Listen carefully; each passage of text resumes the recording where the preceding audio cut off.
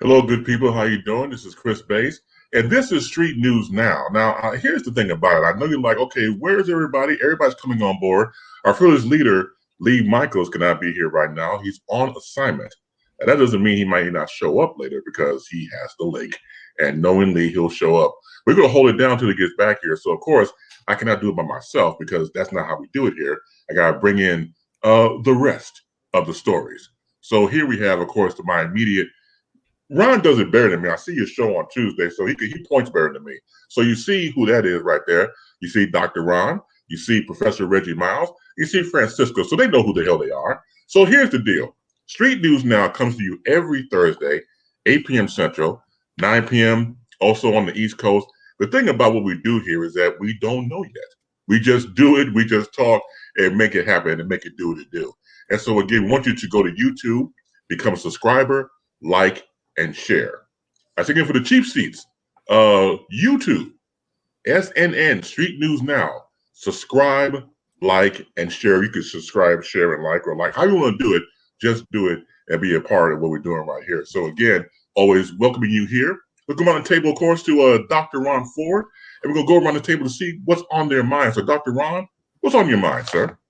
Well, first of all, I got to make a grand announcement today. This will be my last broadcast ever in history. I just wanted to share that with my brothers. I've been, going through some things and, I just feel like, I need to leave broadcasting alone forever. Now, my topic for today will be that Capitol debacle that took place on last week with the signing of the obstruction of voting. So we're going to talk about that today. All right. Go to a professor. Professor, what's on your plate? Like, I know you don't have anything, but at least make up something. So you go right ahead. Make mine P-Funk. I want my funk undone. In addition to that, the question becomes, as it always is. Tell them. How's your funk intellectual? Or you can look at it and say funk intellectual. But I might, if it comes to me, I might talk about, and I know what to call him now. That new guy, that rapper with them new I'm going to call him the Gym Shoe Creeper. Ah. I like that. Gym Shoe Creeper. I'm wondering because that's some creepy stuff he talking about. Mm-hmm. And my daughter will not look at it. If I see her, I'm going through her phone. I give it to me. If I take anything about that. And my point being, we got to balance what them babies seeing here. Absolutely. Makes all the sense in the world to the ones who, gravitate towards that. The chocolate Yoda, sir, what you have on your docket? Good evening, everybody. Today, I want to talk about this new works program that Joe Biden has proposed. It's $2 trillion over 8 years. And my question to the panel is going to be, is he the new FDR? See, that's right up Professor's alley. We was talking about the grand new deal, the great new deal, the new deal, make my deal a new deal. So that'd be perfect. Right? Exactly. Oh man, so we can't wait to chop it up as we go along. And once again, thank you all for being here. We will get the comments onto the screen momentarily. So open up with this. The world is watching this trial. 9-9. 9/29 has now replaced 8/46. As we know, first we heard that it was the time that George Floyd had left on this earth, and now it's been changed to 9/29. On Monday, when the trial began, Jerry Blackwell, special prosecutor, delivers the opening statement in the trial against former officer Derek Chauvin, charging the death of George Floyd. The Minnesota criminal defense attorney is Eric Nelson. He's prosecuting. I mean, he's representing Derek Chauvin. He brushed aside. This was just in the beginning stages, but we're all, been seeing it for the past 3 or 4 days. The fact that he brushed aside the video. Now, once again, the video again, to see it again was to cry again. To see again was to have pain again. To see again is to have justice in this country again. It was interesting that Eric Nelson said the following. The officers had to divert their attention to the crowd because they couldn't focus specifically on the care of George Floyd. Now, I want you to let that marinate for a couple of minutes. The fact that they could not take care of this man, and we've seen the video of different angles now, the viral one we've seen before, and now we've seen it from across the street. We see the other 3 officers on his body, on his back, on his legs. So, and the knee on the neck that we obviously saw this time. To say the officers had to divert attention to the crowd and not to George Floyd shows you right there, as far as I'm concerned, the fix is already in. The makeup of the jury is the following, gentlemen. It's 1 black woman, 2 biracial women, 3 black men, 2 white men, and 6 white women. Does race matter? As Dr. Cornel West once wrote, of course it does. I mean, unfortunately, in this day in our society, and since the beginning of time in this country, race does matter. The experts say the trial will go on maybe probably a month or later. We have to realize that the law is not designed for us, people of color. They were designed for other people. And it's interesting to see how Eric Nelson, again, the Minnesota criminal defense attorney, despite what you see on the video, despite the 929, is going to spin it, and he has, to make it look like George Floyd has a drug problem that has been proven, that he had drugs in the system, that it was just waiting to happen for him to have an overdose or medical attention because of his background of using drugs. Don't believe, as they say, don't believe your lying eyes. We all saw what we saw. But if your job, once again, Eric Nelson, is to spin it, Rasa Ruck. But I don't have a good feeling about this. So let me go on the panel and start with Dr. Ron. The days you've seen the trial and your takeaway so far. Well, we all know that they're going to try and make it the victim's fault for dying while being arrested, and being stretched, to the point where you break. They're going to do that. It's unfair that this trial is even going on, in the first place. There's so many, problems and so many wrongs with this thing. I don't know why this guy just won't eat a bullet like any other respectable person in a situation like that. Just go ahead on and get it over with, eat a bullet and be done with it. Because he was wrong. There was a interview of the guy who broke down and cried on yesterday. They were saying that he came up to the officer and asked him certain questions at the time after he had just killed this man. And they said his whole tonation after just killing this man was like, I don't care, he's dead, so what? And that spoke volume when I heard that, because the guy who broke down on the stand yesterday, the brother, he was trying to intervene to keep it from getting this far, where, he's like, look, man, just submit to him, get in the car. He tried to intervene to try and make the scenario not wind up where he would wind up dead. And it just, it's heartbreaking that this guy is still trying to present a defense for what the world witnessed. He's the only person on the planet that don't realize what he did. So I think he ought to do an honorable thing. Just go and eat a bullet. That's it. That's all. Yeah, everybody jump in, when you can. All right. Okay. All right. Okay. All right. Okay. All right. Okay.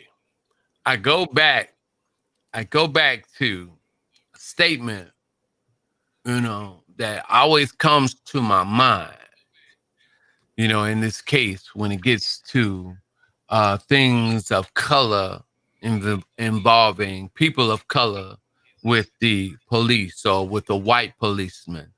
And then I've just added George Floyd to the list of a black man has no rights, to which a white man is bound to respect. The black man has no rights, to which the white man is bound to respect. So, this officer felt like he was empowered. Now, of course, what is the essence of a lawyer? His job is to protect his client. So he has to make lies. He was a lawyer, professional liar. So he's doing his job well. Okay, and I have a question. Did the Floyd, because somebody said something about the fixes in. Okay, how much was the settlement on this George Floyd case? Did they drop 27 million already on the civil suit? Did the family get some money already? Yeah. Okay. Yes, that's what I heard. Yeah. Okay. All right. The young man in North Carolina, went into the church, killed 9 people, wasn't it? And so he got to go to Burger King. They didn't even prove that this man had a 20 counterfeit $20 bill and lost his life. Yep. Excessive force. Excessive force. Now, you mean to tell me that a suspected counterfeit $20 bill has more weight than the lives of 9 people in a church, in the way that people are being treated by law enforcement officials or people who represent the law? That's why I tell you, gentlemen, emphatically, please do not call me a black man. Don't do that. Refer to me as a human being. Because if I'm referred to and thought of as a black man, I have no rights, to which a white man is bound to respect. Amen. And I yield the rest of my time. Wow. Yeah. Well, it's hard for me to talk about this. I'm going to start off by saying that I have never seen the video of George Floyd's murder. I never will see the video of George Floyd's murder because I cannot see the video of George Floyd's murder. I know literally it would be something that I could just never recover from. The thought of it brings me to tears. If I think about it too long, I just start to cry. Because we watched a police officer who had a long and well-established history of violence, including killing people as a police officer. And it wasn't just that this man was murdered in broad daylight. As Ron alluded to, it was the casual nature with which this sociopath took another human being's life. And as temporarily satisfying as it would be to wake up tomorrow and find out that Chauvin put a gun in his mouth and pulled the trigger and killed himself, I would prefer if he were in prison for the rest of his life. I think that's more of a punishment, because once you die, your troubles are over. But when you're in prison for the rest of your life, you can have time to suffer for what you did. And that's just my personal commentary on the incident of his murder. With regard to the legal system, anyone who is still debating about justice in America, anyone who is surprised that Black and brown people don't get the same justice as white people in America, I don't know what to tell you. Chris, you're right to be concerned that the fix is in, because the fix has always been in. Mm-hmm. Before this trial started, we knew what the playbook was going to be. BNBG, big nigga, big gun. That was my defense. I feared for my life. He was this. He was a drug addict. One time, 20 years ago, he made a mistake, and now his character's impugned. And what we're trying to tell you on the down low is that he deserved to die. That's what this is all about. That is the defense that these people are trying to mount. They are trying to convince us, not that Derek Chauvin is a sociopath who doesn't deserve to be in society, but that George Floyd deserved to die. And it's fucking bullshit. And we're tired of it, because this is the playbook every damn time. And, you know, like, when is America going to wake up? You know, and this is part of my frustration. My son and I talk about this all the time. My son's 35, and, you know, he's an activist. And he likes to say that you cannot ask for a hand up from the person that has his foot on your neck. And we, as Black and brown people, are left to do that. Whenever we want anything, we have to turn to white people and say, please. And sometimes we say, please or else, like in the case of Martin Luther King Jr. But those are few and far between. Most of the time, if we want justice, if we want equality, if we want opportunity, we have to ask white people to please give it to us. And it's sickening. And I understand, Professor, why you say don't call me a black man. I feel that to my core. You know, I've had many direct experiences with racism, violent confrontations with regard to racism, because I grew up in a white neighborhood and it was brutal. So every time I see the kind of public lynching that we saw with Derek Chauvin and George Floyd, it breaks my heart, because I don't know how it's going to change. I don't know, and I'm not suggesting anything. What I'm saying hypothetically, like, does it take violent insurrection? Does it take an eye for an eye? Does it take strapping up and being ready to throw down at a moment's notice? What does it take? I can't figure it out. You know, the first slaves landed in 1619. We're at 402 years. When does this get addressed? That's it for me.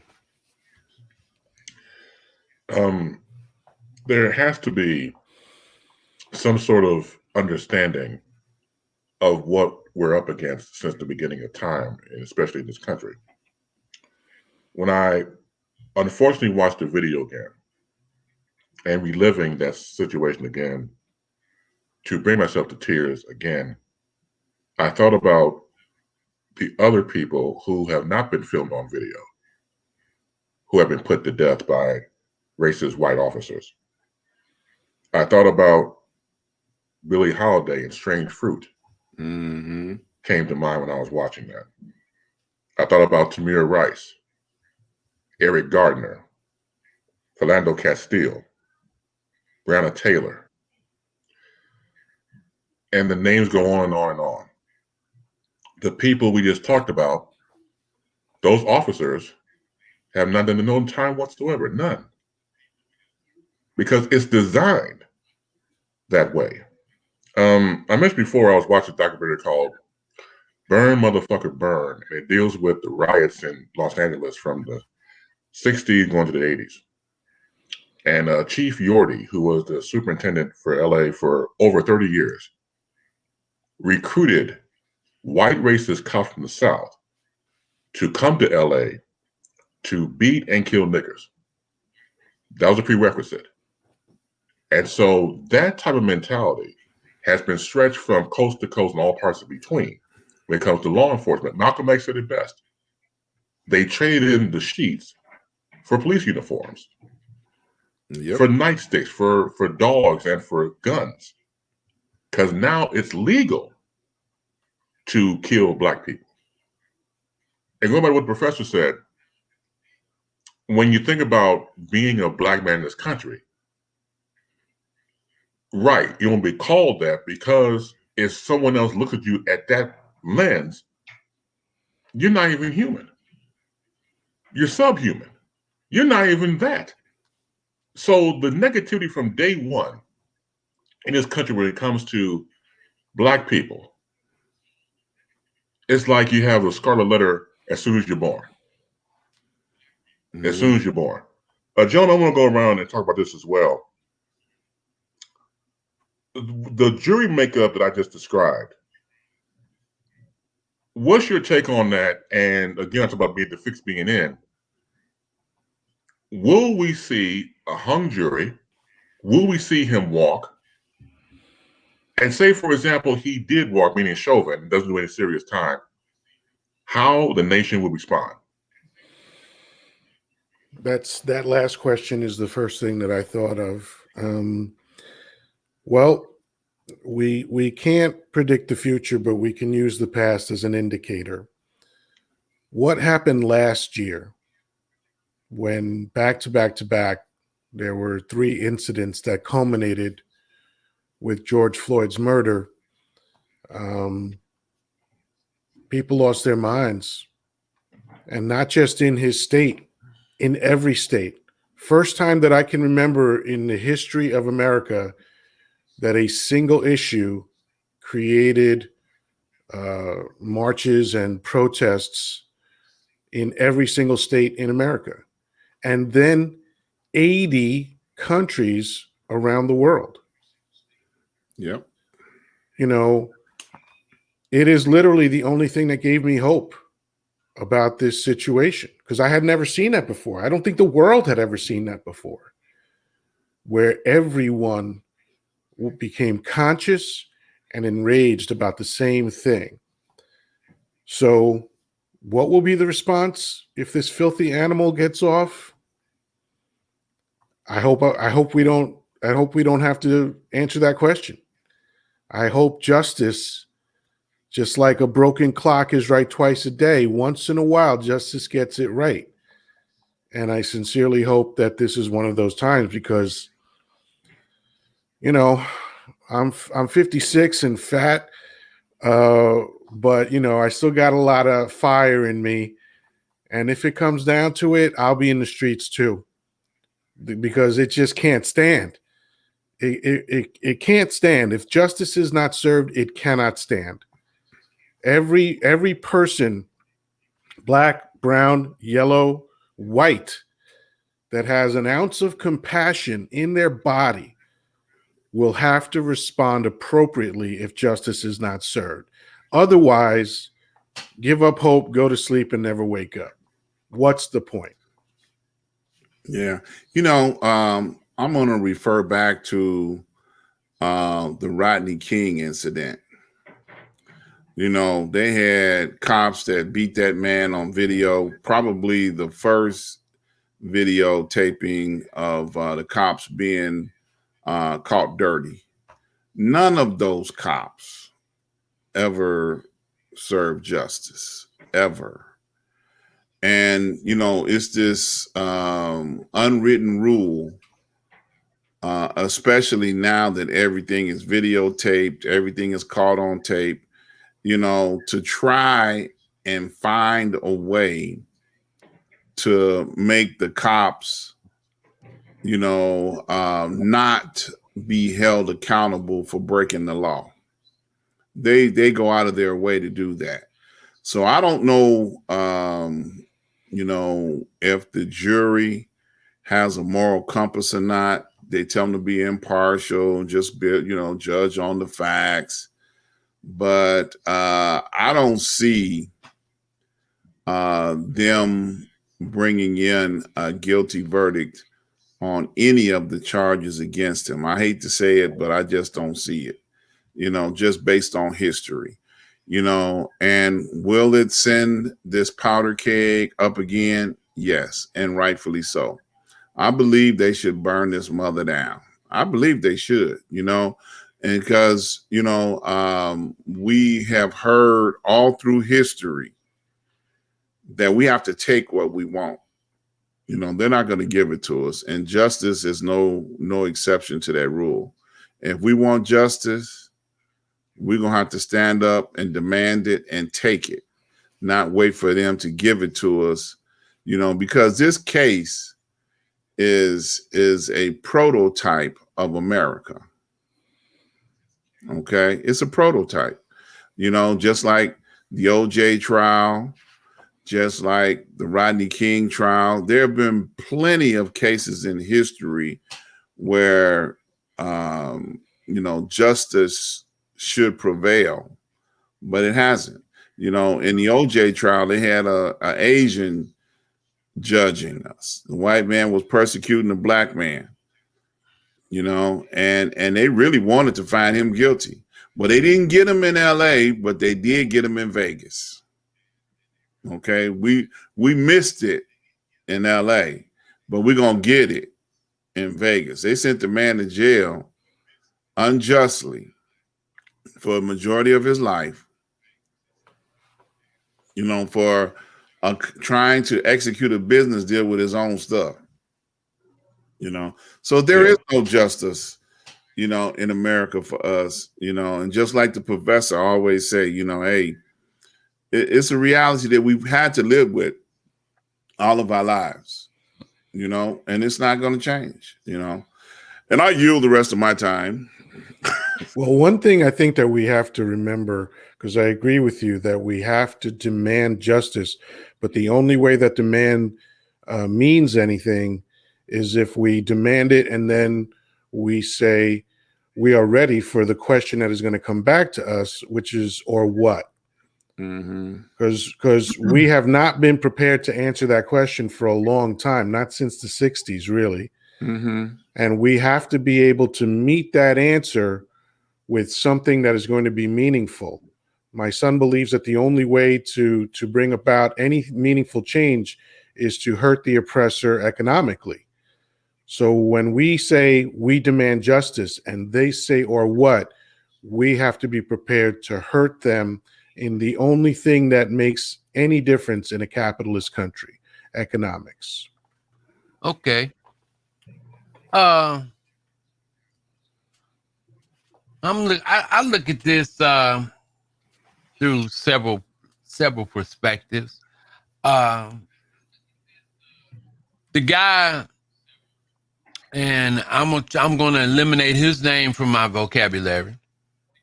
While he is incarcerated, he's going to have to be protected for the rest of his life, because justice may not come where we think we should see it, but they're going to get him. They're going to get him while he in there. Somebody going to drop the ball. Look at all the protection they had to put on the boy who did Laquan McDonald.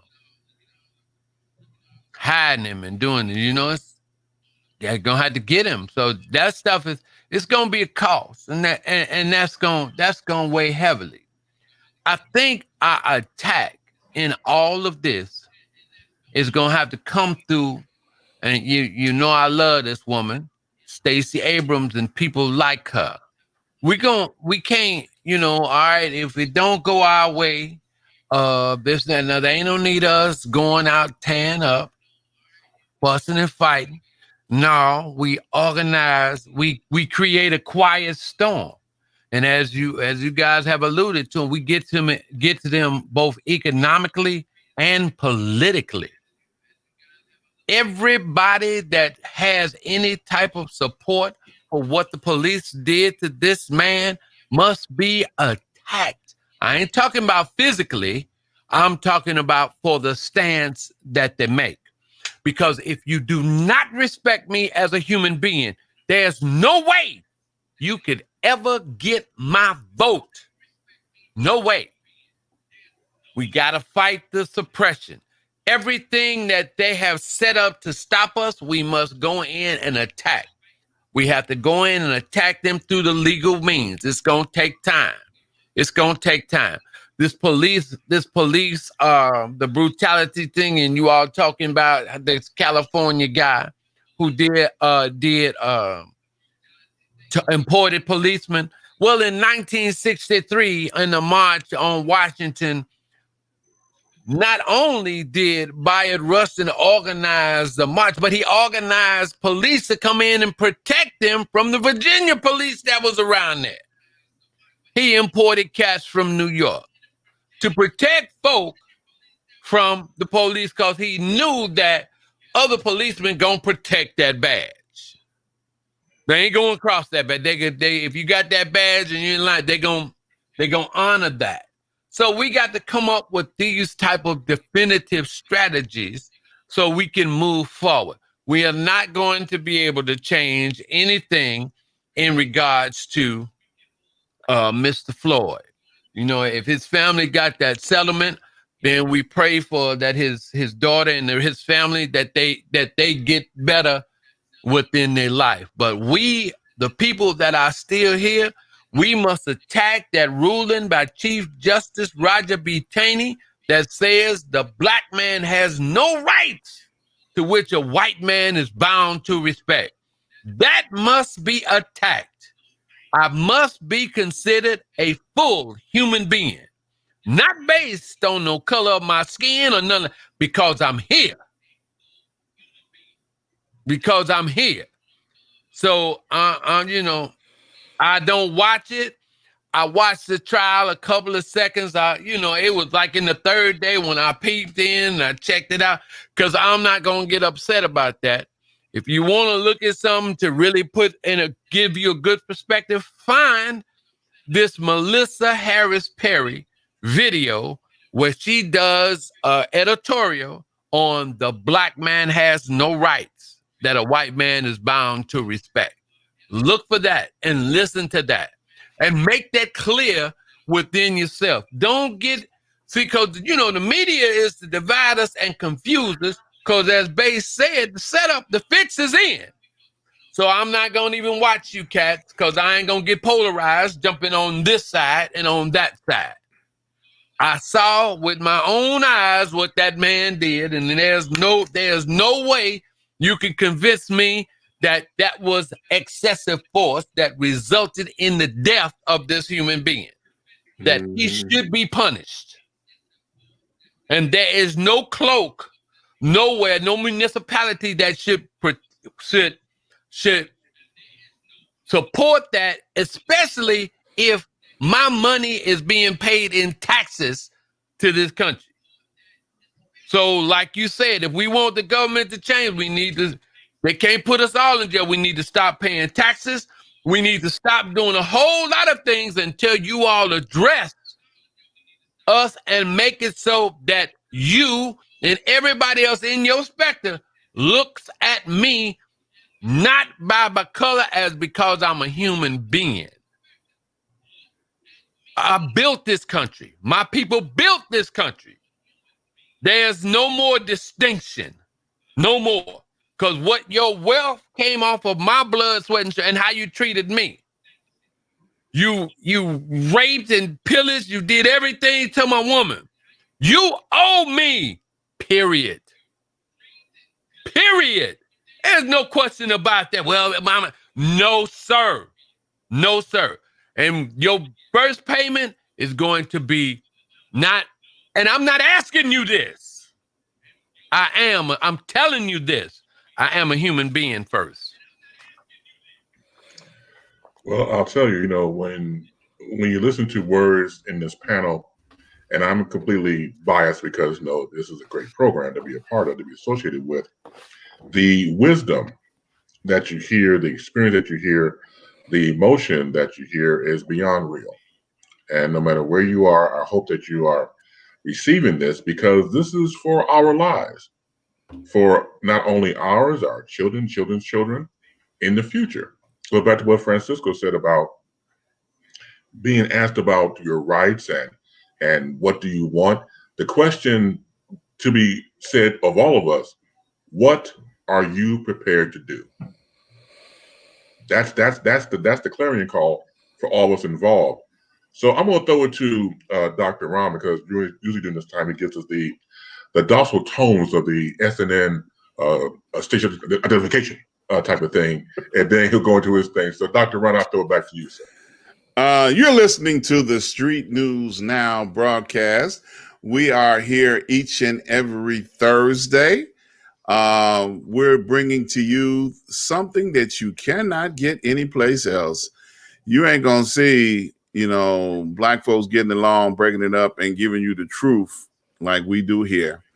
We've got my brother in broadcasting, Mr. Chris Bass. We also have the Professor, and we also have Francisco, the Chocolate Yoda. There you go.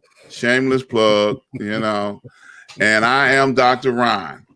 On last week, I think we touched on it briefly in our broadcast, and I just want to go back to that because repeatedly, over and over again, we've been seeing the state police arrest in Georgia a sitting state representative. I'm going to say that again. We have repeatedly seen it over and over again. They will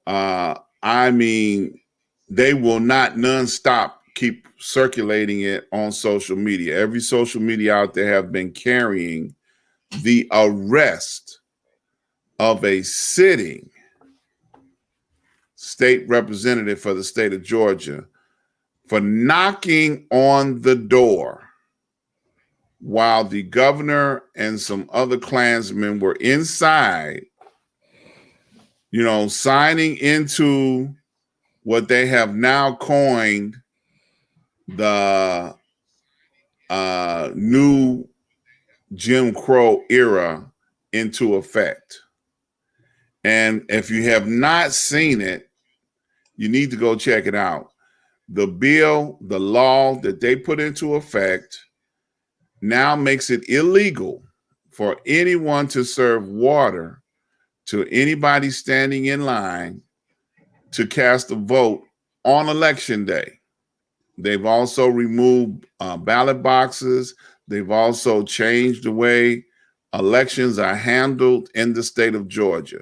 Now, the representative was taken into custody and charged with two felonies. Okay. And if I remember correctly, the state police, should be under her authority, but they didn't honor her authority. They didn't escort her off the premises. They arrested her, a female, and brutally drug her down the hall. Now, I personally was offended by watching this because, to see a black woman manhandled, that to me was truly offensive. Now, they got her out of jail expeditiously because her pastor is the newly elected senator from the state of Georgia. So he stepped in right away and said, look, it shouldn't have happened in the first place. So, I know we touched on it last week, that the federal government is not going to do anything because they'll be stepping on the toes of the states. But this is only the beginning, and they're nicknaming it the new Jim Crow era. Okay, that's what's been happening on social media since this broke on last week. And I tell you, I don't mind talking about bringing exposure to this, because we need to bring exposure to this as often as we can. We need to make people aware of what's going on, throughout the South and all of the red states, because this is something that is going to begin to be an epidemic. They're going to be trying to find ways. And they said this. Well, if we don't put this voter suppression in, then the Democrats are going to continue to beat us at the polls every time. So they said this. They have no doubt in their mind that they're weak, and the foolishness that they're trying to put down, but they have definitely, have got a taste of what it's like to get their behinds whooped in the elections, and they trying to keep that from happening repeatedly over and over and over again. And I tell you, I throw it to my brothers, but this is something that is offensive to me, to see a sitting Black woman as state representative for the state of Georgia in the Capitol building being arrested for knocking on a door. Come on, y'all. Talk to me. You don't want me to start. do what you do, Professor. I'm glad I didn't see that. Uh-huh. Yeah. I'm glad I didn't see that, because I'll change that Chief Justice Roger B. Taney, his statement in the Dred Scott case. That was March 6, 1867. The Dred Scott case, where he said a Black man. So I can add to that, a Black woman, yes, has no rights to which the white man is bound to respect. You talk about four white males in Georgia. Oh no, Missy, you out of place. How you gonna do that? So they set the legal dogs, or on her. And so, well, how do we handle that? At the ballot box, we become Storm Stacey Abrams, quietly doing what's necessary to organize all these young people that's turning 18 years old. We get them registered to vote. Everyone, whichever requirements or whatever games that they putting up to do that, we set that up to get our people registered and counted the right way, especially in Georgia and in every other state. Don't wait till no last minute. Do it now. Whatever things that they talking about, straighten it, do it now. Don't do it now.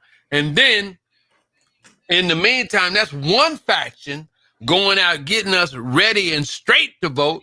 And then another faction is going at attacking them on this law or whatever it is. Because the minute a Democratic governor gets in Georgia, that's over. That's going to go out. That's going to be repealed. So be encouraged at this time, because all the things that they doing is steady illuminating us in this darkness that we in. Dr. Ron, the rest of it, y'all know we can't depend on them. We can't depend on nobody. It's now time for us to depend on ourselves. I'm not going to even argue with you. If anybody says anything to me after that woman was being respected, I'm going to look at you and I'm going to respectfully agree to disagree and walk the hell away from you. Because I might get angry and want to, I might get angry. Hey man, you kind of swift there, man. I saw that. That shake and bake you just did. Yeah, I might get angry because for you not to stand up for the sister. Yes. For you not to stand up for the sister, I will consider you a coward. right Yes. off the top, and you got to get hit. Don't talk Yes. to me. So Yeah. I will have to respectfully dismiss myself and leave because I might end up, assault. I might get a charge on me. So you don't correct ignorance with more ignorance. We've got to create this quiet storm. We've got to create this quiet storm and do what we need to do that's necessary to move this evilness that's out. Because really, it's a battle between good and evil. That's what that is. And that's straight, pure evil that those men put on display. And then for them to attack that woman, that's where the spines and all of our backs, we need it. And the chest is coming out. We need to do just on that alone. Not for what she did, dude. Because I'm gonna tell you something. If you go to any other nation around any other people, they're not gonna allow you to disrespect their woman. That's That's right. the first thing we gotta stop. Yes. That's the first thing that we must stop as a Yes. people in this country is the disrespect of our mothers and daughters. Yes, I agree. Yeah. Yeah. Well, I mentioned this last week. In the film The Godfather, there is one of the Dons, one of the heads of one of the 5 families was Don Zalucci. And when Don Zalucci was trying to decide whether his crime family should sell drugs, he said, not in the white neighborhoods, only to the coloreds. They're animals anyway. Let them lose their souls. And that attitude is the attitude of America with regard to minorities in America. And as was pointed out before, rightfully by the professor, we built this country. Minorities of all shades, but especially Black and brown people, are the ones that built this country. We're the ones that fought and died in wars. We're the ones that dug the ditches and got blown up in caves as they were trying to make highways and drowned in tunnels as they were trying to bring water from upstate to downstate and fell off of buildings while they were being constructed. And yet that attitude prevails. They're animals anyway. Let them lose their souls. So when you see a lawmaker who basically was just saying, hey, man, you're discussing the law right now. I should be involved. And you drag her away and arrest her? Come on, folks. Come on. What are we talking about? What are we doing? It has to change. This level of oppression and fascism cannot be sustained. It's never worked in any other country. It won't work here. And if you think it can't happen, I have news for you. It's been happening. Yes. From day one. Forget about America becoming a fascist country. Forget about it becoming a totalitarian country. It is. It has been from day one. Crack open the history books, folks. Read something. Educate yourselves. This is the same as it ever was. But it is infuriating. Like Professor, I know what you feel, man. I know what you're talking about. I couldn't even click on the story. I saw this woman being accosted, man, for brutalized. wanting to do the job of a lawmaker. And come on, ask yourself one simple question, people. If that was a white woman, would that have happened? I yield my time. I'm sorry. You said you'll go on, Dr. Ron? Yeah, I just wanted to bring up another point, if you don't mind. Sure, go ahead. I want to look back into history. And for many of us that are old enough to remember Ray Charles, Ray Charles refused to perform in the state of Georgia until they began to integrate their audiences. You know, he refused to perform in that state. And he did not perform in that state until they made a change. So, you know, Georgia's got history of being the way that they are. And they forgot what the power of us being united against them can bring against them. You know, I just wanted to bring that back up because, you know, even if you don't know who Ray Charles is, go get the movie. You know, they emphasize that in the movie, you know, about that point about the state of Georgia. You know, I just wanted to, you know, bring that point back up to the forefront. No, and thank you for doing so because, again, it's historical content that we're seeing from a state that's been doing this since eons. And, you know, watching Representative Park Cannon go through that, and I went a different angle when I saw, like everybody else, you know, you're tired. You're tired of being tired.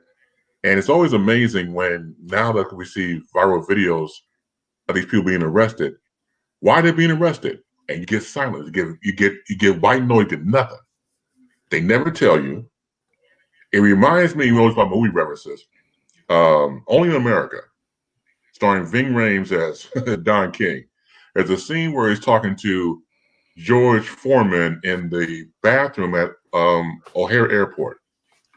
And he gives the contract. He says, here's the contract, here's the pen, we'll make all your dreams come true. George says, that contract is blank. King says, we'll file the rest later. So that's how it is with some of these police officers. I ain't gonna tell you why I'm arresting this person because we're just doing our job and we'll film the rest later. Mm-hmm. And that's usually how it's done. So we saw the Representative Cannon being accosted, being taken away. And I thought about this as well. Georgia got its ass handed to them by turning blue. That's the great people in Georgia who wanted change. But once again, the fix became in afterwards. So now you got this voter suppression. Once again, you know, not handing out bottles of water. All it is a remix of Black folk trying to get the right to vote. And you got this stupid shit like how many bubbles in a bar of soap. It's the remix to make it difficult for people to vote, like about Black and brown people in this situation. I think the arrest, Representative Park Cannon, was symbolically what they wanted to arrest was Stacey Abrams. Mm-hmm. That was a symbolic arrest. Right. That's right. That's right. Because they mad at her. That's what came over to me. Mm-hmm. They mad at her because they couldn't do nothing about it because she was a quiet storm. Mm-hmm. She didn't get out there hooping and hollering, tooting her horn. She went at it. She came on them like a fog. And that's the message that we need to keep continuing to do. Don't go to their media and say what we gonna do. It was like in one of Mr. Smiley's, when he did his when he used to do his State of the Unions or his State of America. Black Union. Yeah, State of the Black Union. Yep. And there was a preacher out of Detroit, I believe. His name is Dr. Charles Adams. And he got there and he told him, he said, listen, come to me when ain't no cameras on. Come to me when it ain't no media around.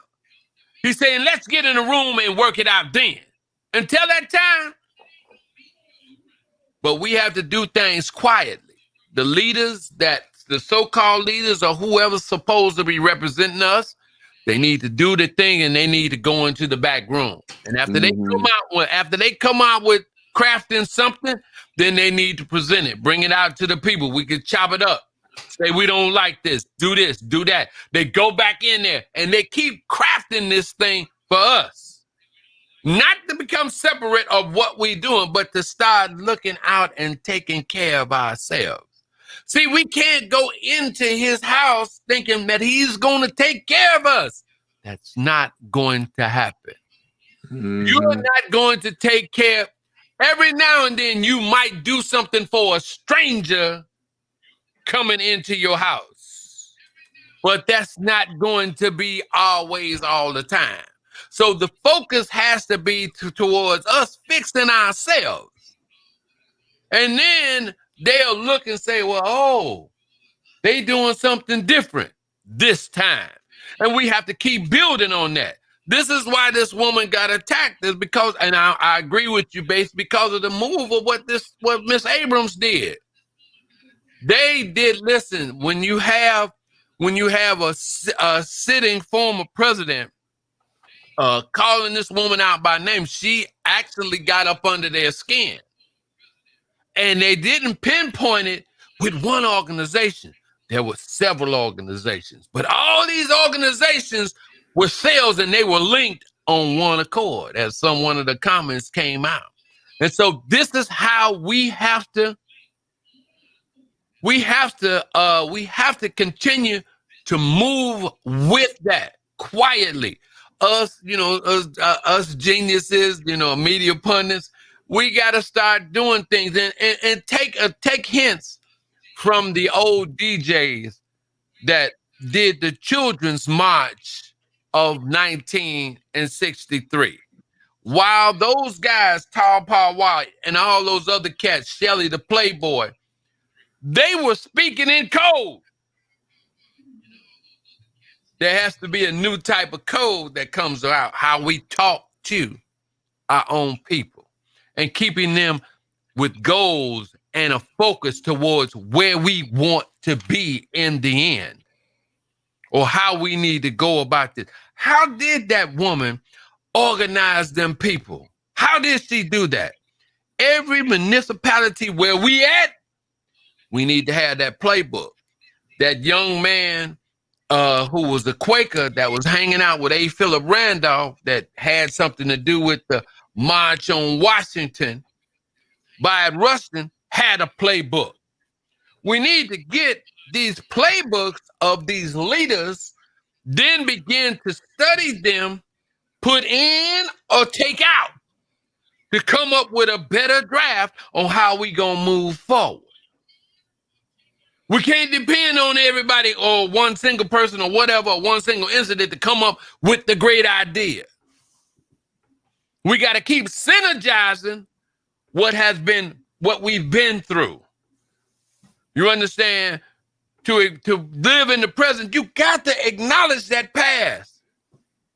Yep. We got that march on that Montgomery bus boycott. As one of my colleagues, I know somebody said it, and I can't remember right offhand, is that we got to beat them in the pocket. When the people down in Montgomery didn't take them buses, they started looking out for one another, doing the Southern jitneys, taking care of each other, moving people around. And they did that for a year. And the Southern said, hey, we got to get these folk on the bus. Mm-hmm. We got to get that money. So when we start looking at that both economically and politically, and understand what our power means, as opposed to always trying to be a part of their fame machine and all that other kind of crazy stuff, and we get to focus on taking care of ourselves and our children, we can do something. But it must start at that ballot box, and we must do it quietly. Like Dr. Charles Adams said, when y'all want to have a meeting amongst us, you let me know. I'll be the first one there. Mm. And let me just throw this out there too. Men need to be on the front line through all of this. We cannot be 3 rows back. We got to be on the front line. Okay? We cannot stand back and watch from the cheat sheets, from the cheat seats. We got to be on the front line. Men have to be there. So when that woman was getting arrested for knocking on the door, it should have been at least 3 guys standing right there knocking on the door with her.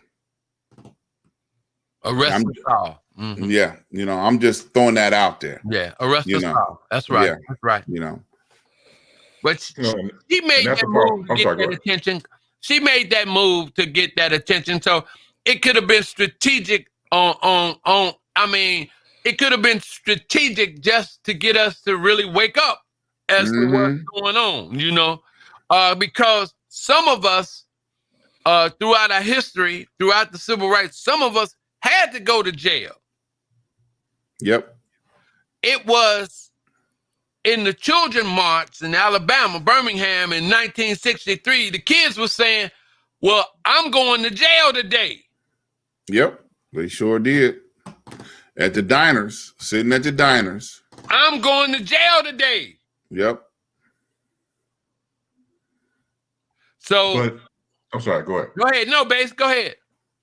But what is the definition of a man in 2021? Oh, You got boy. to ask that question. I'm getting ready to. We're already at an hour, man. How much longer you want to go? Hey, we'll go one Can more. I exit? Because I'm going to get me some popcorn, man. I haven't even watched comic books and comic books. I got to go now because you going deep now, man. Oh, Hey, man. Hey, Right, look. Let me be the first to jump out without a parachute. I can identify at least 4 of them, 5 of them that show up on this show every week. Okay. Word. Because we have not been afraid to embrace any subject. There's no fear in us, you know, and thank God they don't know where we live at, because it'd probably be crosses in our front yard. But I would not care. You know what? I will stand toe to toe with my brothers every week. You know, if I was to stay in this business, I will stand toe to toe with my brothers every week. You know, to represent what we represent, men. Okay, Yes. Let me just jump out the airplane. Yeah.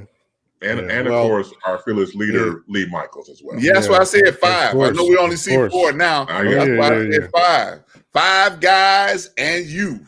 Yeah. You know. Well, I'll throw my 2 cents in. Adjusted for inflation, it's probably only worth a penny, but what the hell? We actually had a discussion, Ron and I, on my podcast over the weekend that just came out today. And, you know, my big belief with regard to gender roles, and just in case anybody's confused, the science has been settled on this question. There are 2 genders. Now, I'm not referring to identity. I'm referring to biology. Biologically, the science is settled. There are 2 genders. And evolution has made very clear distinctions between the 2 genders. And even when you give people complete autonomy and complete freedom to choose what they want to choose for themselves, they tend to fall into gender roles. We see that in Sweden, a very, very progressive country, where men and women are allowed to do whatever they want to do, and they still fall into gender roles. When you watch infants play, boy infants play with things, girl infants play with things that look like people. Each and every time. Now, nobody's taught them anything. Nobody's influenced them. The patriarchy hasn't gotten to them. There are roles that are baked into our DNA. And we have to start appreciating that. So what is a man? A man is that which nature has constructed in a specific way to be the foundation of the family, to be the innovator, to be the builder, to be all those things that men are associated with. This in no way, shape, or form diminishes what women are. Women have their vital role in life as well, of course. So saying men need to be men doesn't say anything negative about women. And we have to stop pretending that that's the case. We have to stop creating boogeymen where there are none. You know, being a man to me is having an ethic, having a standard, having integrity, and not letting anything or anyone under any circumstance make you move off of those things. You know, like I like to say, if there's a price for your integrity, you don't actually have any. So, you know, bring the slings and arrows. You want to disagree with me? You want to tell me something? Well, prove it.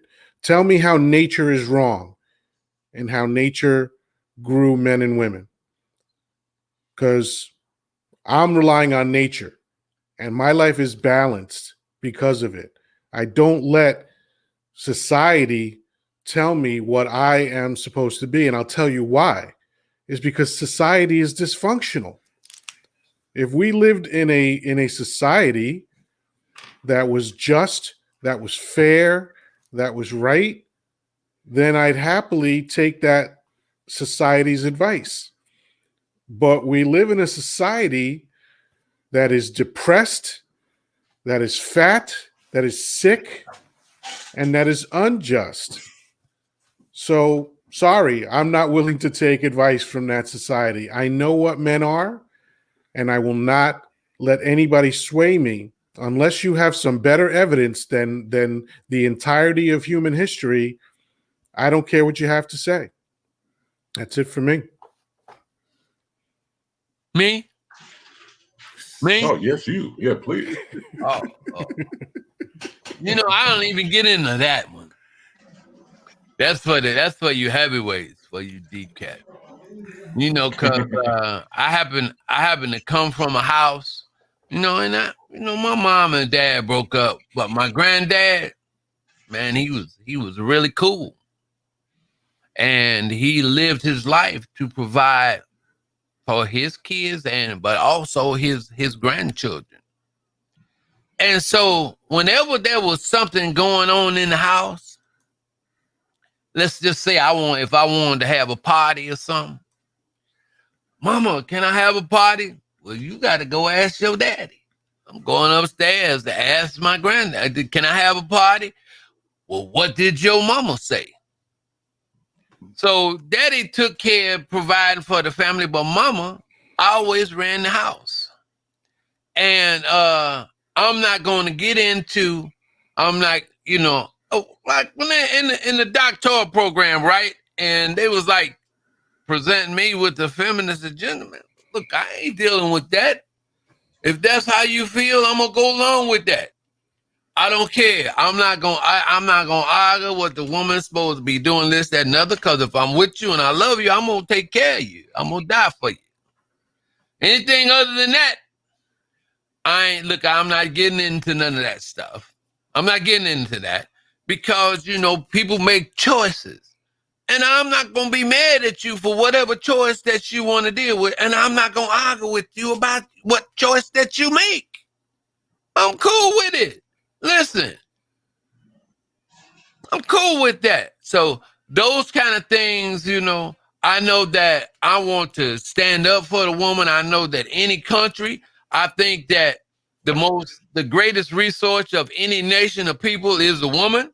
When in a war, the first thing they're gonna do is kill all the men, and they're gonna keep the woman. So who's supposed to be the best part? That's the woman. So your spot is already there. You know, black men have been behind the skirts of women for hundreds of years, and on the slave plantation, you understand, to demasculate a man. The first thing that they would do is they put the child, the rambunctious boy child that was getting up, they would take him and put him in between two horses and send the horses in opposite directions to split this child apart. And they showed that into this woman. And you know what the woman gonna tell you after that? Don't you do that. You understand. She's going to do everything. She's going to teach you how to survive. So we got a different type of way in doing our thing, you know, in the way we have to do. And until we just stand up and fight and just become total warriors, you understand, and conquer, we're going to have this mixed type role. You understand? We're going to have to stand partner to partner. And the thing is that once we know this together, my job is not to fight you.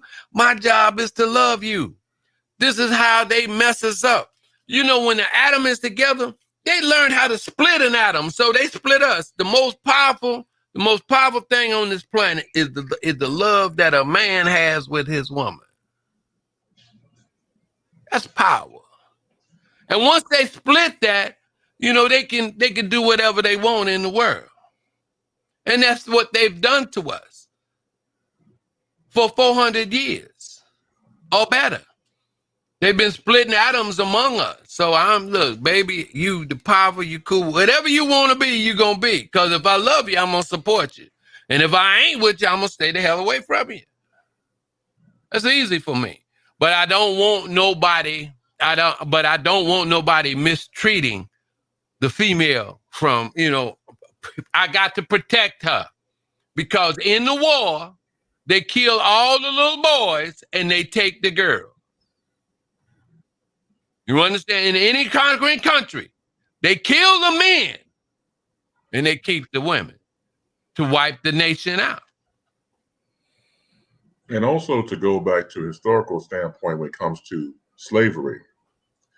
And, you know, depending on your studies, it's not really talked about because it's completely taboo, but it's true. When you had a strong African man that was in charge of the tribe that was brought to America, he did a thing called bronco busting. Mm-hmm. The white slave owner would rape the black man in front of everybody to show power, to break his spirit, to break the spirit of the black people around them. The Africans saying, you know what? Our leader is gone. Screwed up here and screwed up everywhere else. So these types of control, physical, mental, everything, every parts in between, has been done to us. We have to know our history. That's right. To know where our future is. The reason why I asked the question about the definition about being a man is my point is the following. Do not, and I repeat, do not let society dictate who the hell you should be. That's right. That's Amen. Right. That's right. Don't let them do it to you. That's right. Because they do it every day in the first place. So whether it's the news or whether it's movies, depending on your lens on the whole thing. And the great thing about today's technology, we have all these digital platforms and streaming so that we can pick and choose more. You see more independent films, independent projects where people of color can have more control of the narrative. And that goes a long way. But in front of the scenes, behind the scenes, that goes back to what Reggie talked about having, you know, a black network, about having something like what Lee's creating here on SNN Street News Now, to build that, to have an alternative, not to get the everyday media with certain white folks on there trying to tell you and implant in your mind about what to think about.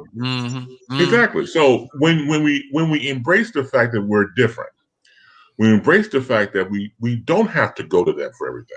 If we can just, again, be pro our own and not anti anybody else, we can make a difference. History has shown that. And I think over the years, maybe some of us got too comfortable and do not go on the front lines because they don't make the sacrifice. Like I said earlier, what are you prepared to do? And if you're going to be in the fight, you just can't, you know, I'll be in the fight when I want to, put on the shelf. No, this is it. Either you're in or you're out. Like I said before about racism. Racism is the never-ending battle. It's not going anywhere, people. But we have to fight against it. We have no other choice. You're gonna have to fight it whether you like it or not. So instead of not embracing it, embrace it. It's going to change whether you want to or not. So you have to find a way to navigate, find a way to impart and make your voice sound, make your voice known, because it's not just for you, it's for your family, it's for other people.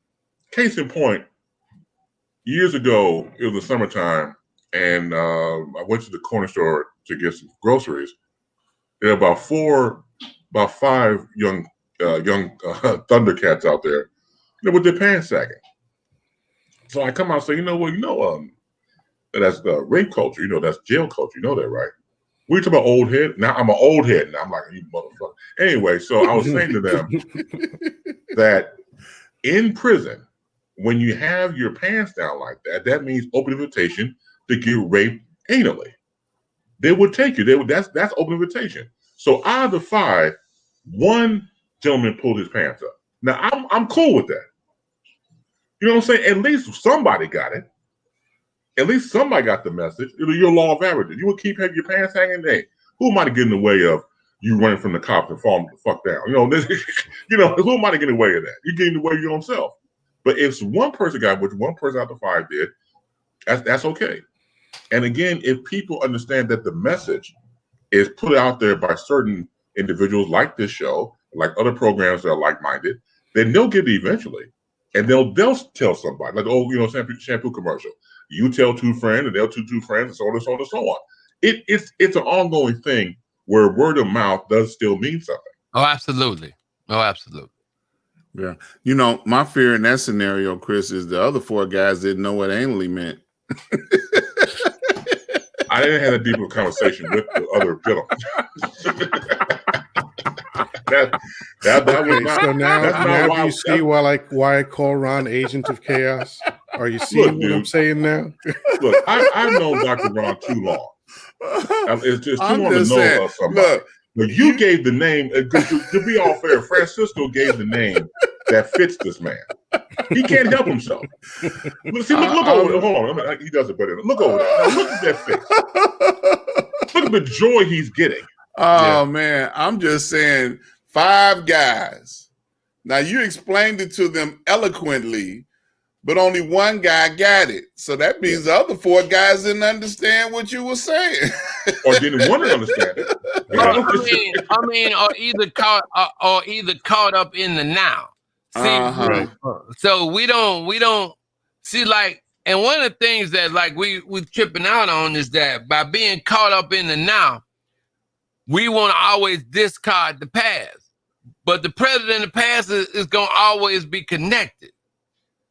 And so and I like when cats, the young guys call me old heads, because the first thing was, look, do it. I'm not trying to fight you. I don't want to tell you what to do. But I say, look, just check this out.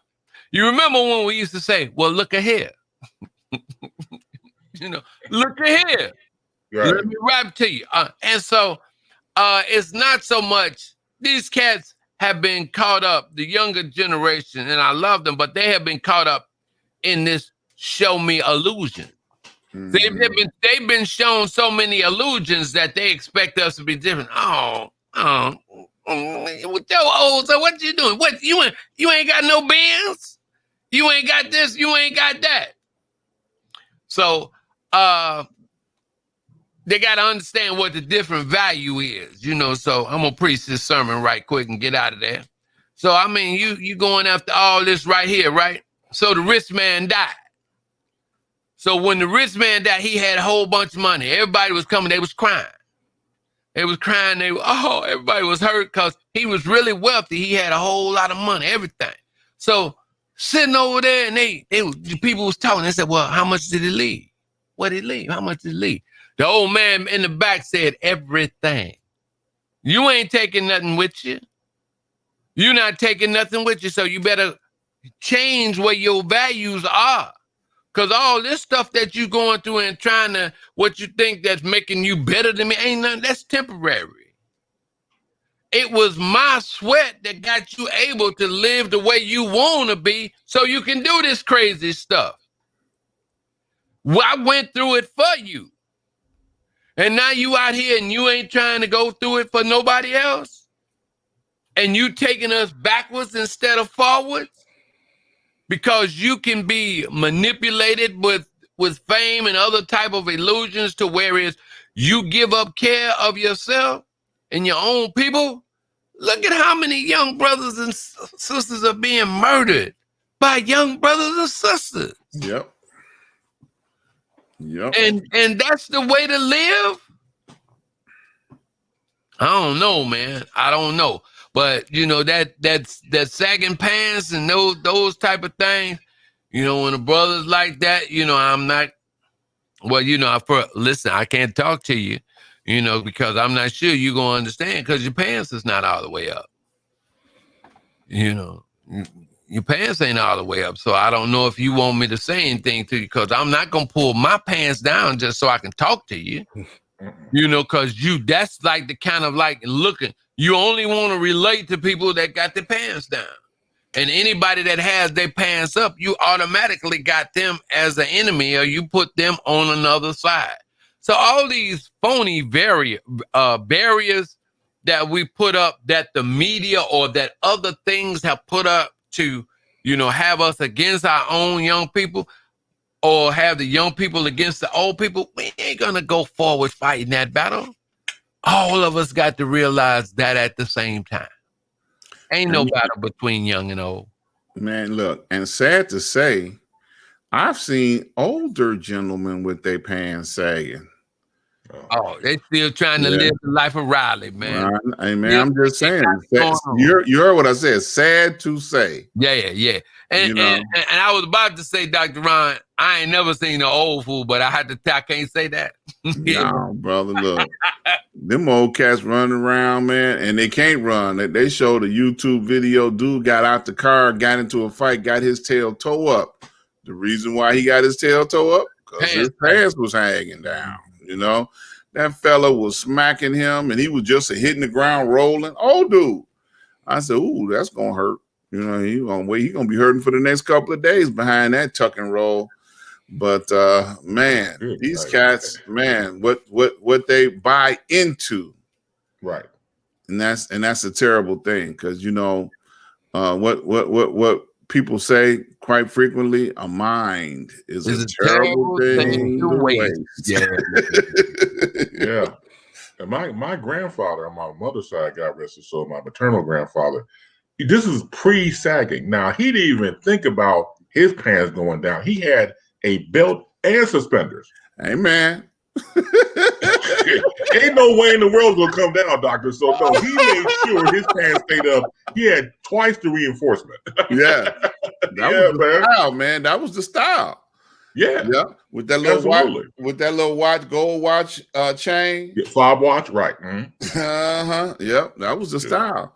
Then go all the way back to the zoot suits. You know, they was wearing them things back then, boy. Airtight.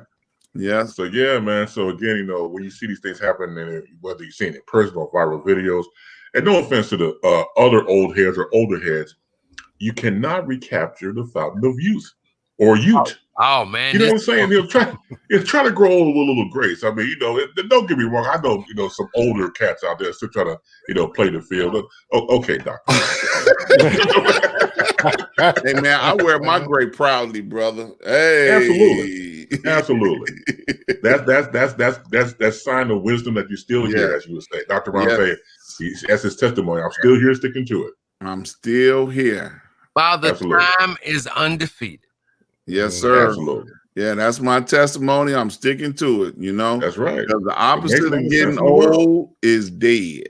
Okay, you know, if you ain't getting old, that means you ain't here no more. You know, makes a lot of sense. Yeah, makes a lot of sense. Yep, and so, I enjoy all my aches and pains. I don't know about that. I can't co-sign on that one, Doc. Hey, I'm enjoying it, man. Guess what? Because I can still feel them. Yeah, me too. Yeah, Jesus Christ. Russell Ruck, because I can't deal with it, Doctor. I'm telling you. So I know you feel a whole about being alive and everything, but you know, on my end, just ease down. What I don't like, real quick, I'm gonna throw it to Francisco. But here's the thing: I don't like it when one pain goes away and a new pain pops up. Oh yeah. Now, fuck that.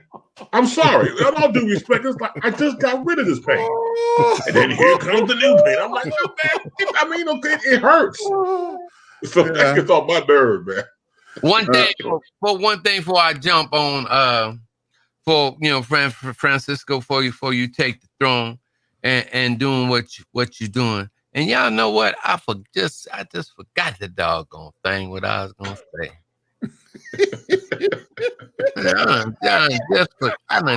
All that build up. Man, all that bill, and then I pushed the button. I just what was I gonna say? It's gonna come. I know it was something. Oh yeah.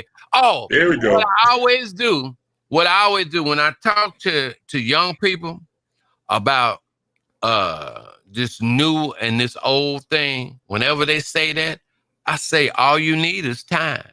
That's all you need. And then I say, be careful of what you mock.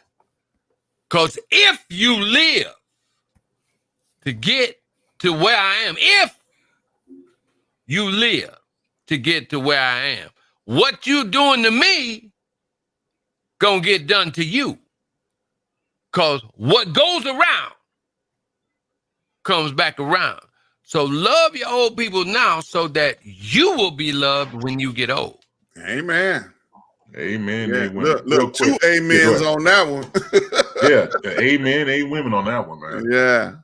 So Francisco, man, the floor is yours, man. Tell us what's on your docket there, sir. All right, we're going to keep going till the break of dawn.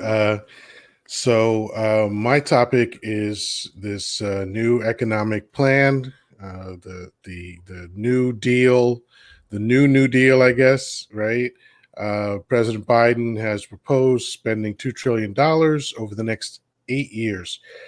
And it sounds like a lot. It actually isn't. There's, I think, very reasonable arguments that can be made to say that we need about 5 times more than that spent in that time period.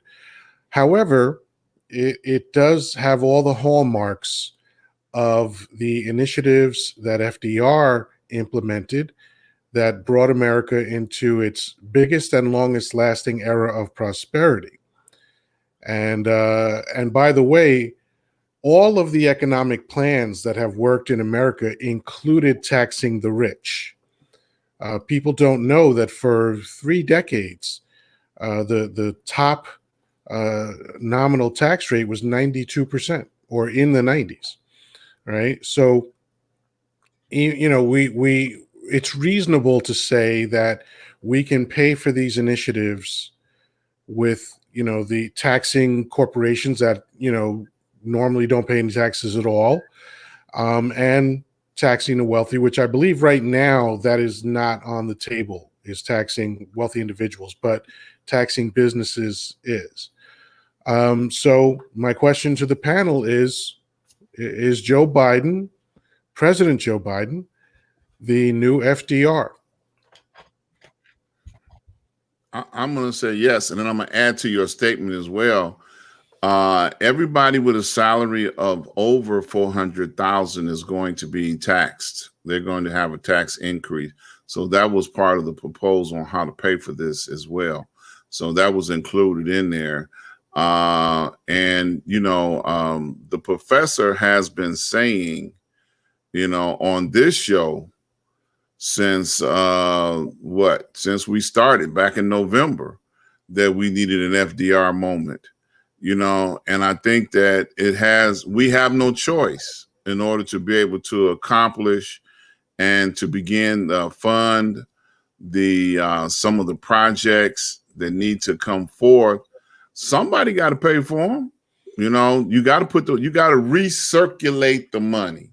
Right. Okay. And also another thing is that we know that 0 Republican lawmakers voted for the stimulus package. Right.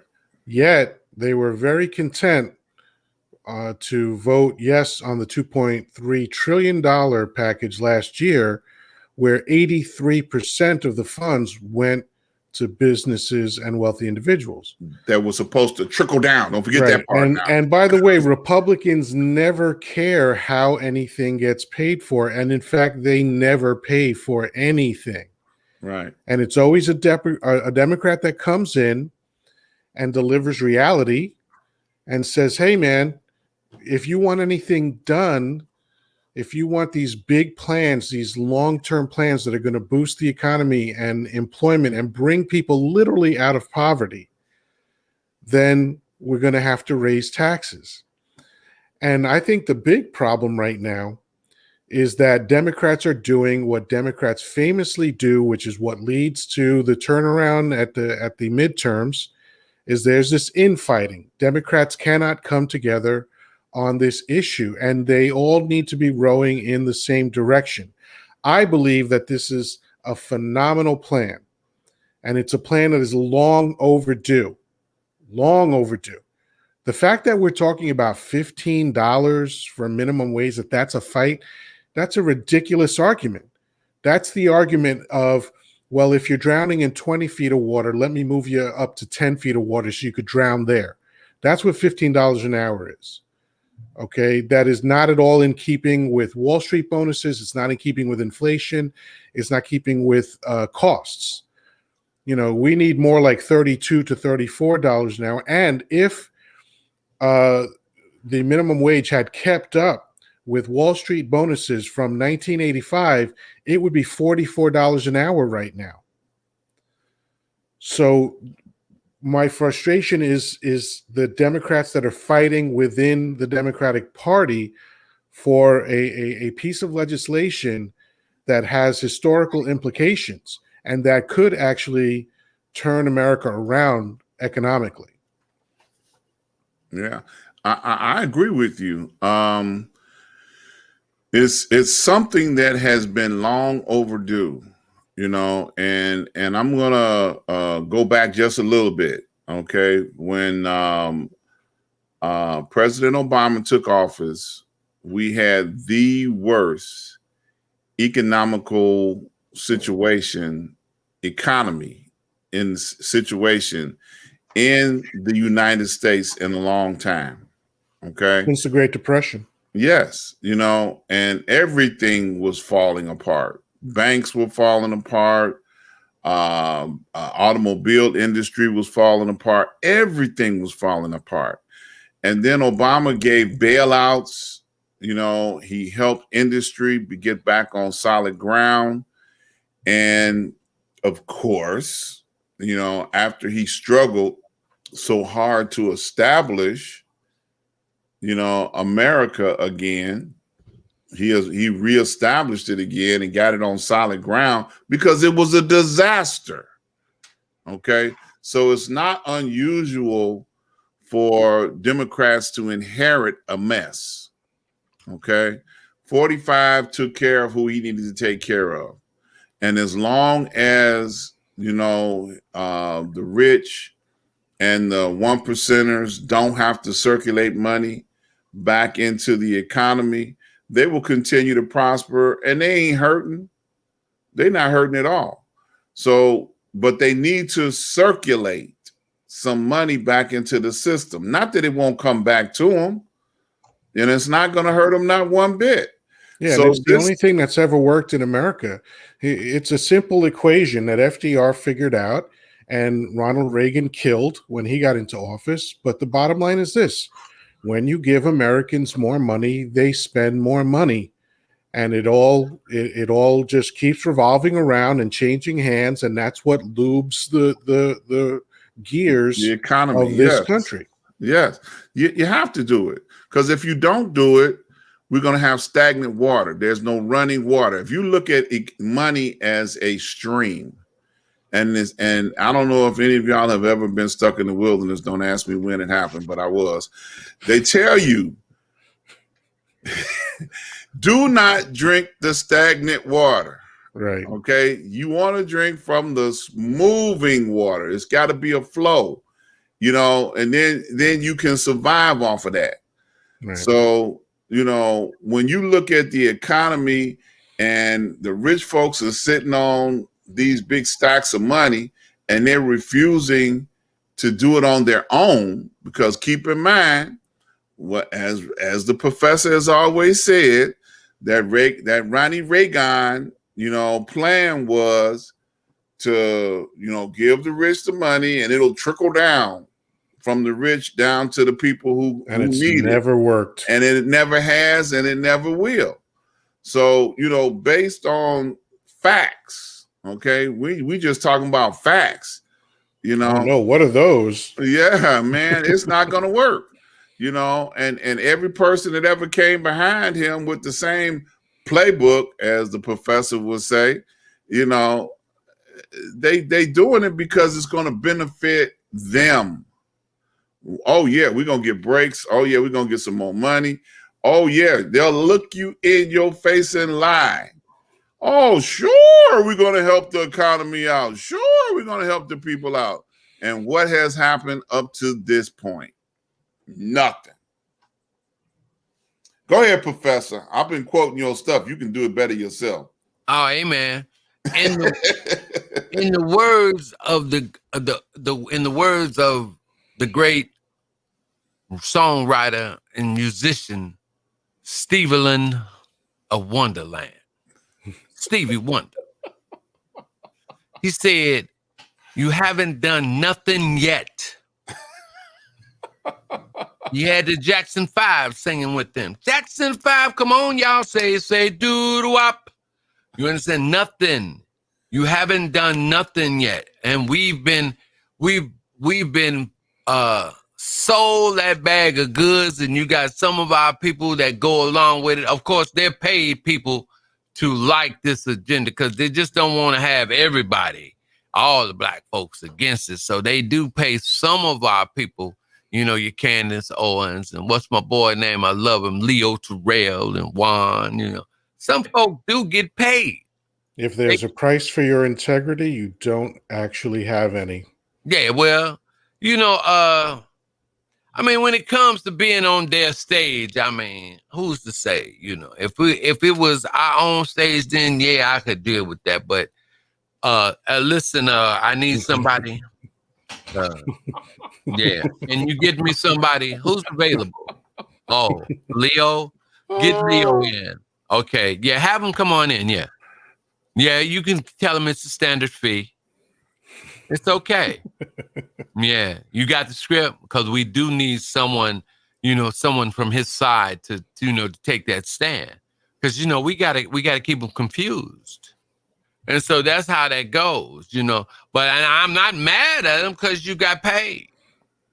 You know, it's all about having that job, you know. But we on the other end got to know better.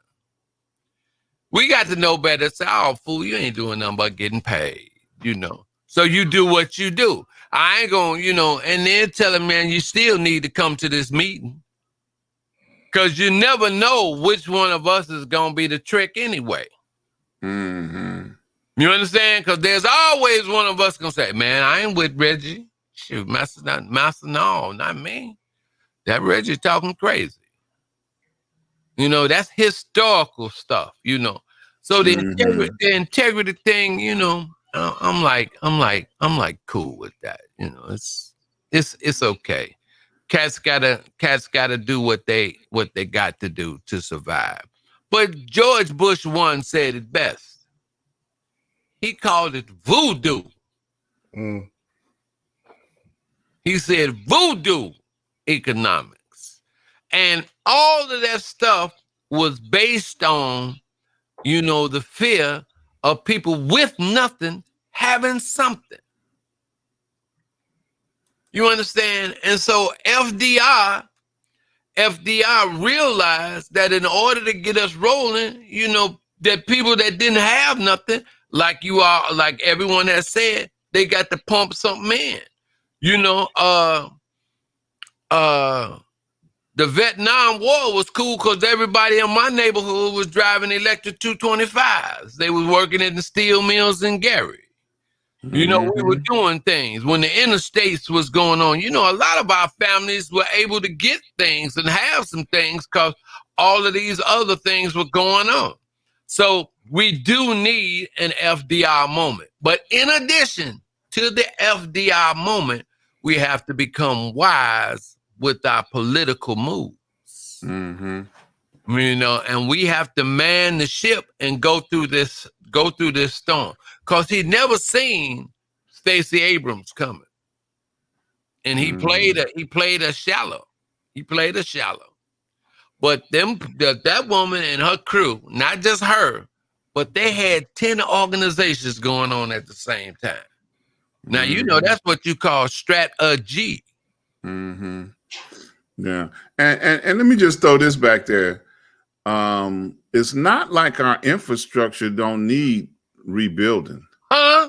That's the main focus of all this money is repairing bridges and roads, right? and Bridges schools, and roads. They've been patching. The electrical grid, the sewage system, the water system. He's talking about taking lead pipes out of the ground. I mean, they have been needing to rebuild the infrastructure of this country for at least 20 or 30 years. I mean, when they built it, private industry do it. Let the private industry do it. They can handle it.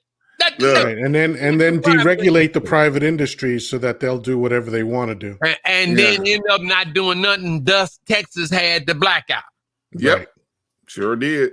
That's private industry doing its magic. But that was the bad the misinformation that we got about what deregulation actually is. Mm-hmm. Right. That was the bad information. So we've got to balance the scale on what these terms. The Ronnie Reagan playbook, that message that he was putting out, the opposite of FDR, there need to be the definitions. The new coding has to be out for our people so they can see that. So, folk, when you hear that, it's not supposed to register. Now, we should be saying it to us, but it's really for them. If you want to know what we're doing and you want to check it out, then we need to write this stuff out to attack this Ronnie Reagan playbook. Ain't no trickle down economics. Y'all not gonna send us nothing. Y'all gonna have us fighting over the drops that is coming. Yep. We're gonna sell each other out. We're gonna do all this kind of stuff. And so when you say make America great again, and you saying all this kind of stuff, well, what does that really mean? What does that really mean? So making America great again right now for me means an FDR moment.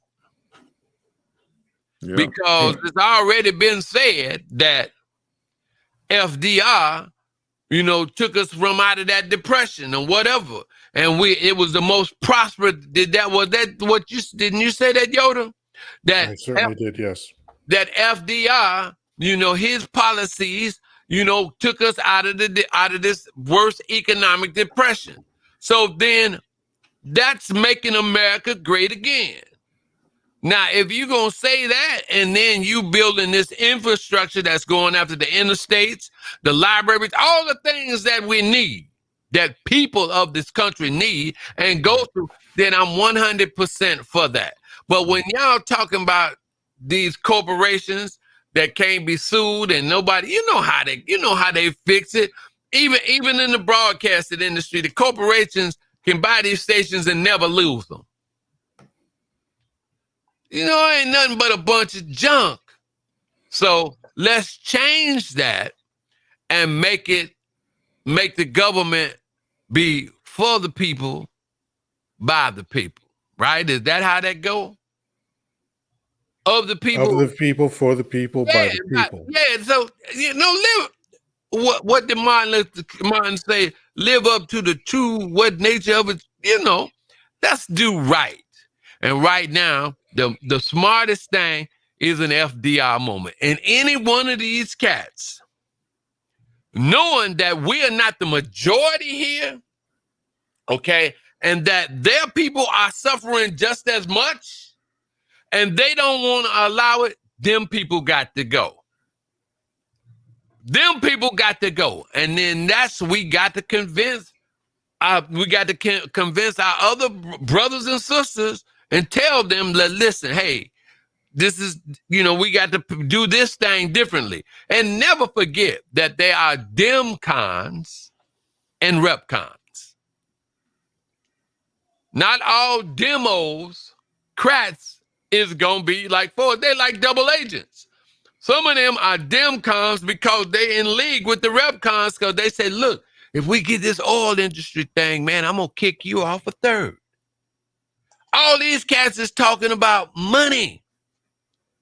Keeping their money within it. Look, dude, listen, why don't y'all be, if every one of them politicians lost 2/3 of their salary, wouldn't none of them cats run no more. And if they had to show, or give a cutoff to the people off of all the deals they made, cats wouldn't even do it. Them cats making money hand over foot. You know, you go in there as a politician and you come out rich. You come out rich. And then the people you serve still have nothing. Yeah. Man, we got to wake up as a people and start smelling that coffee. Absolutely. You know, going back to the thing about an FDR moment, yes, it's needed. History has a habit of repeating itself. So we go back to FDR with the Depression. We're depressed now with COVID-19, and I do throw in the murder of George Floyd. It could work on your mind. It could work on your day-to-day, operation of how you comport yourself. So we're going through our own depression, to say the very least. The millions upon millions of deaths that we see in this country alone will make you want to sit back in the corner and say, God damn, by itself. So it has to have some sort of taking stride and taking leadership as this current administration with President Biden is doing. So something has to happen. I'm all for it until I see different. Because sitting back not doing anything, as the past administration has shown us, puts us more and more into harm's way. So be proactive, not non-active. So I'm all for it, for what it's worth. And also the fact that the lifeline of this country has always been middle-class people. Bingo. Always. Bingo. Always. Bing. That's the lifeline. And by the way, that's how China became an economic power. Back in 2011, they raised the minimum wage, and literally the whatever, he's an emperor or king, whatever the hell it is in China, the guy who's running things, he quoted FDR as his reasoning for why he did what he did, and he said, if you give money to the middle class, then the country will prosper. Period. Absolutely, and we've seen what happened over the years when you and most of us have known families, and people within our own families, worked at the car plants, at the steel mills, and that became generational. They were able to put their children through college. If they couldn't, for some reason, get the degree or needed summer jobs, or down the road when they went to college or university and then things didn't pan out, they were able to get a job through their father or mother. It became generational.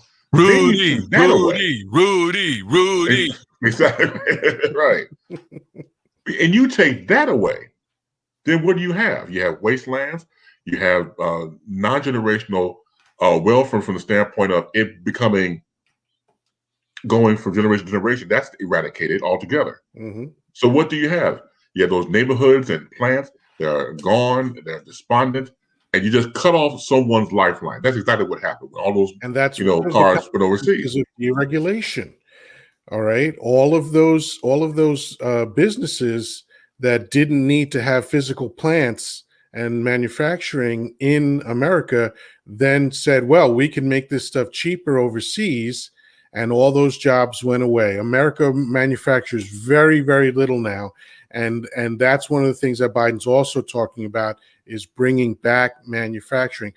Listen, Biden's not a genius. He's literally just following the playbook that already worked. And I want to take these Democrats that are opposing this and shake them and say, stop it. This is how we mess up every time. So, we all have to appreciate the moment that Biden is trying to create, because it's going to have long lasting effects for decades. Them comms that are not pulling in with Joe's move towards this FDR thing, they got to go. And Agreed. so the threat is not a threat in a physical way or nothing like that. But the attack has to be made on that person's seat. Dude, if your people need this and you not pushing for your people to get this, you got to go.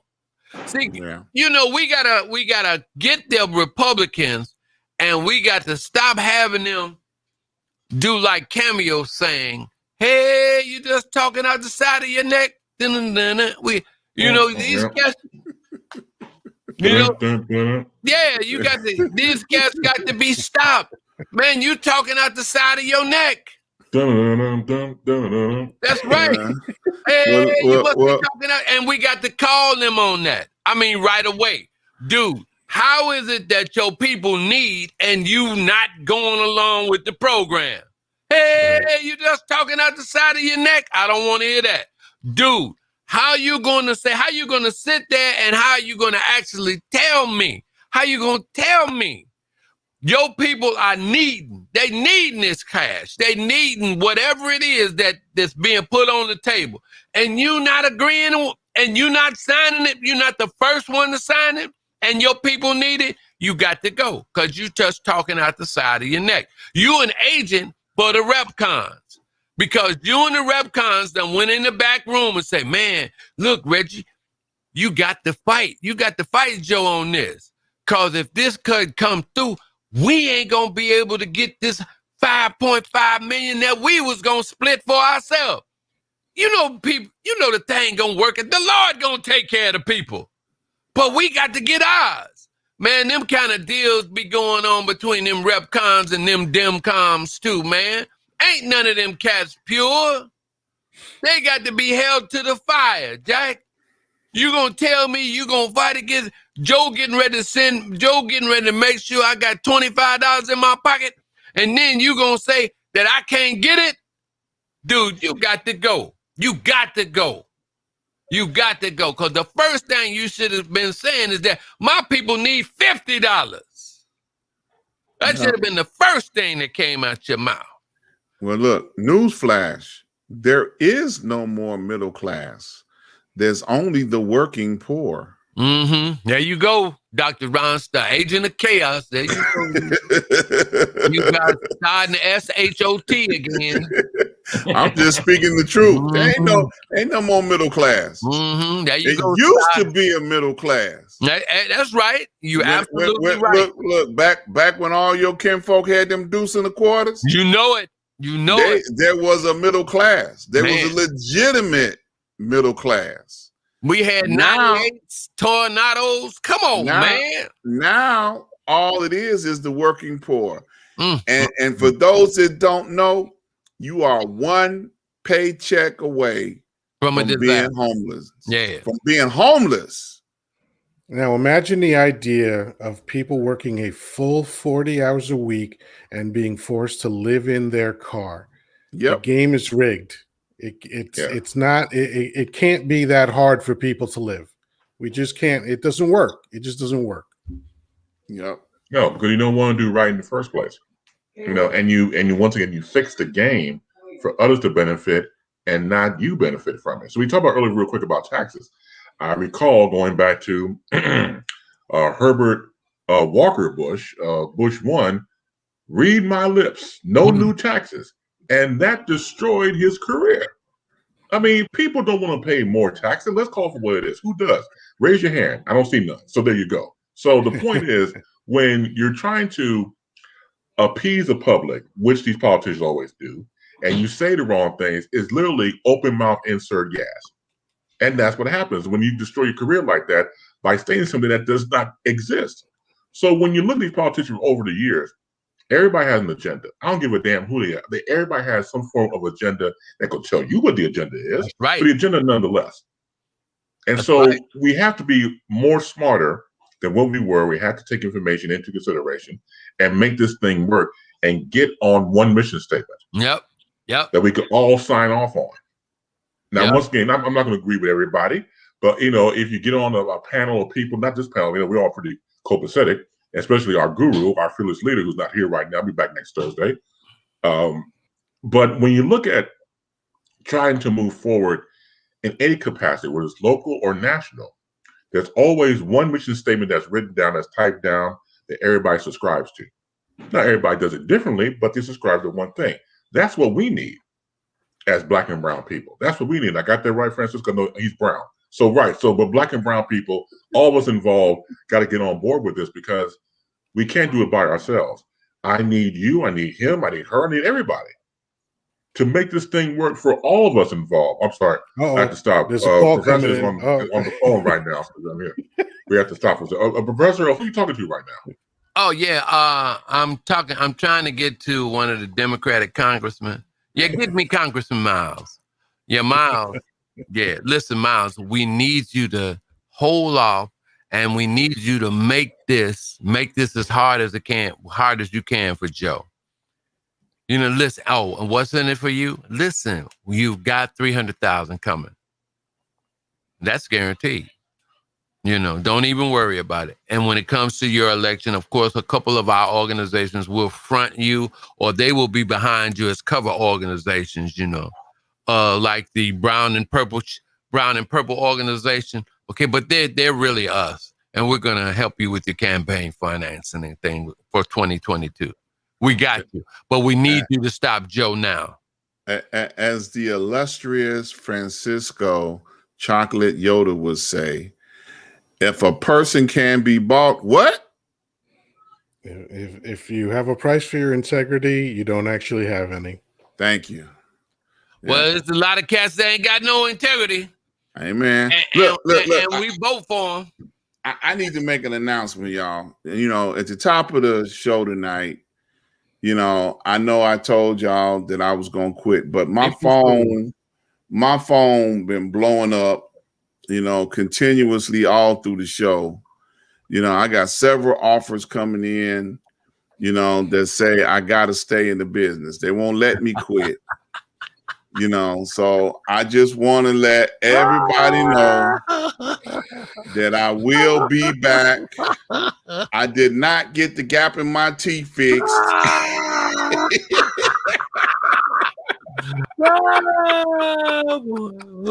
Yeah, it's nice. I did not get the gap in my teeth fixed, so I'm gonna stay with my brothers.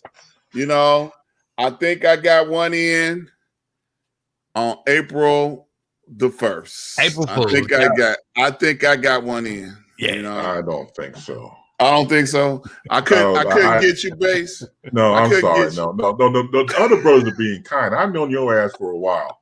So, no, please, April, goddamn fool. Okay, all right, man. Yeah, man. I mean, I smelled that. I said, yeah, that's a rat. Yeah, exactly, right. Yeah, I didn't even take that, man. I just let that go, you know. Yeah, man, it's all in fun, Doc. So yeah, man. Yes. All right, absolutely. Well, I tried. What can I say? You know, well, you tried. We appreciate the effort. I couldn't say I'm gonna get the gap in my front of my tooth fixed because that's already been done for the day. So I had to come with you close the gap band, yeah. That one had already been pulled off, but I'll be here next week, y'all. Yeah. There you go. All right. Thank you, brother. Thank you so much. Man, but man, all those, all them side deals, all them back deals that end up costing us. And yet still, we still vote.